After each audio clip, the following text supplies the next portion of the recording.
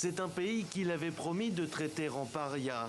C'était après l'assassinat du journaliste saoudien Jamal Khashoggi, commandité par le prince Mohammed Ben Salman d'après les renseignements américains.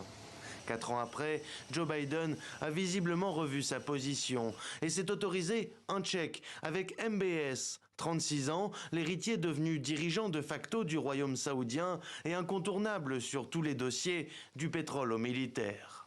La rencontre entre les deux hommes est le point d'orgue de la tournée de l'Américain au Moyen-Orient. Washington cherche à convaincre le royaume d'ouvrir les vannes de sa production pétrolière avec l'objectif d'abaisser le prix du gallon d'essence, enjeu crucial à l'approche des élections de mi-mandat aux États-Unis. Nous avons eu une bonne discussion sur le fait d'assurer la sécurité énergétique mondiale et un approvisionnement en pétrole adéquat pour soutenir la croissance économique mondiale, et ça commencera bientôt. Je fais tout ce que je peux pour augmenter l'approvisionnement des États-Unis d'Amérique, ce qui devrait se produire.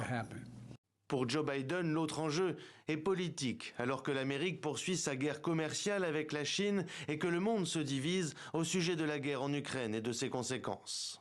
Ce voyage a pour but, une fois de plus, de positionner l'Amérique dans cette région pour l'avenir. Nous n'allons pas laisser un vide au Moyen-Orient que la Russie ou la Chine pourront combler, et nous obtenons des résultats. Ce samedi, le président américain participe à un sommet des dirigeants des monarchies du Golfe, auquel assistent également d'autres dirigeants arabes.